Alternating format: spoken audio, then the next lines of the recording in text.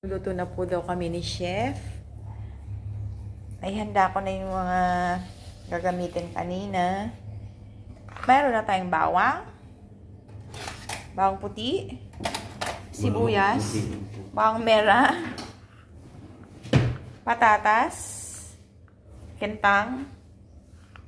Carrot. Portel. Bell pepper. At syempre, ang baboy, babi. Ayan na po, nagagayat na si Chef. Chef, dapat dapat po ang pag nagluluto, nakahubad. Para kasama yung pawis. Yun yung nagpapasarap. Ayan. Ayan. Chef, hindi maganda yung ano mo, yung... Ako na nga. Awkward ka naman. Okay na ako. Ito na. Oh. O, sige, ikaw na. Okay. Chef, ano nangyari sa kamay niyo, Chef? Bakit? Avatar. Nalagas. Yan nga, patingin nga, Chef, ng kamay. May pelikula ako. Avatar. Avatar. Nalagas na yung kamay ni Chef eh. Sa isang kamay niya po ay merong 4 na daliri. Doon sa isa, merong 4 1/2. Ayan. Ayan. So, hulaan nyo kung ano lulutuin namin. Siguro naman, alam nyo na kung anong lulutuin namin. Walang tomato sauce dito, pero merong tomato ketchup. Tapos, ang magic namin dyan, ang nilalagay ay, taran! Spaghetti sauce. Kasi, yan ang aming mga Ricardo. Nasaan na ang ating laurel? Laurel. Ba't may laurel? Ay! Ayaw mo lagyan laurel ang menudo? Sige, wag daw. Ayaw daw ni Chef ng laurel.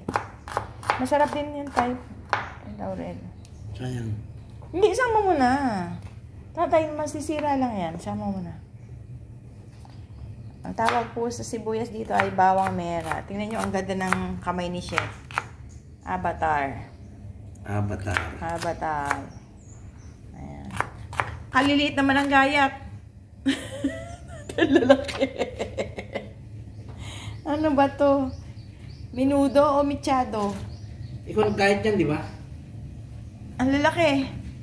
Sabi mo siya eh. Ay, mamaya, gagayatin natin. So, pinapainit na po niya ang ating kawali. Nagkakape. Ay, nagkakape pala ka. Oh. Alis. Yung pala, ako pala ang magluluto, sabi ni Chef. Wala kaming kawali dahil, yun yan na, naipack na namin sa aming luggage. Ay, may kape nga pala dyan, Chef, na pinagluglugan. Ayan.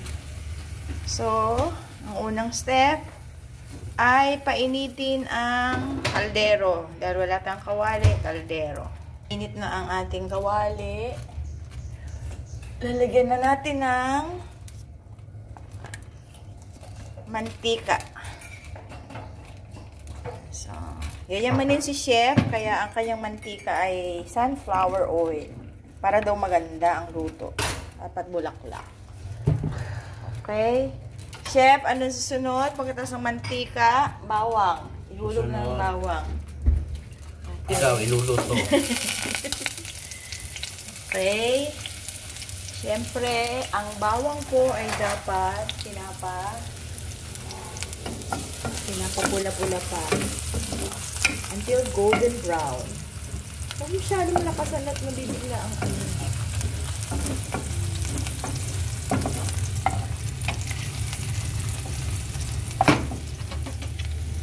Yan. So, i-toast natin ng konti ang ating bawang.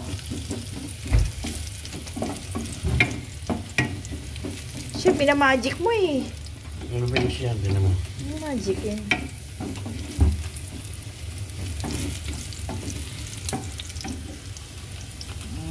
Sumunod ay ang ating sibuyas or bawang mera. Napakalakas naman ng apoy.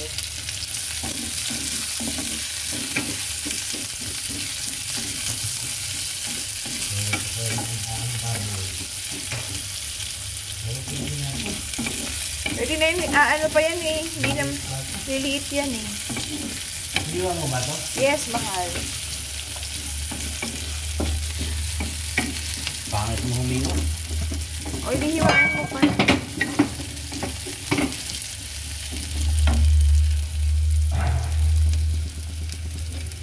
Akin na yung ano, baboy. Yung? Baboy, para maano. Hindi masangkot siya. Wala po. Ayos na eh. Dami. Sige na. Ay, 1,000 ulam natin.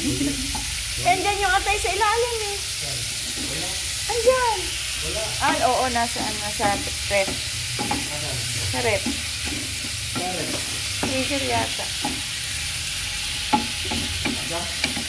Yes.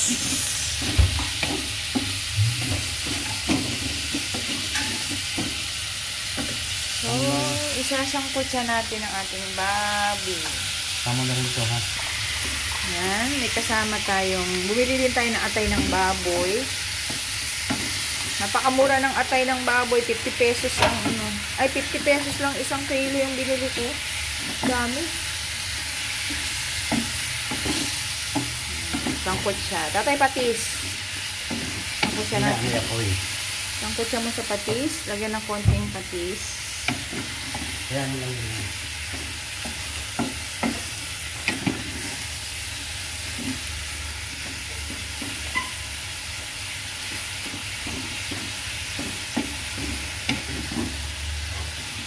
May crave kasi sa menudo.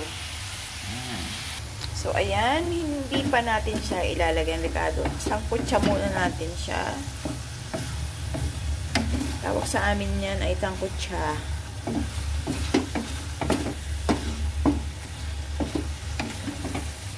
Hirap magluto pag walang kawali. Kasi napak na namin yung kawali namin nasa luggage na. Dali namin siya. Kaya nga, mas matagal na isang kutsara. Lalagyan mo ba ng patis? Mamaya na. Tuloy-tuloy lang ang pagsangkot siya hanggang sa medyo maprito ng konti. Ayan, bigyan nyo na lang. Ganyan pong umumoy si chef. Inaamoy lang siya, hindi niya tinitikman.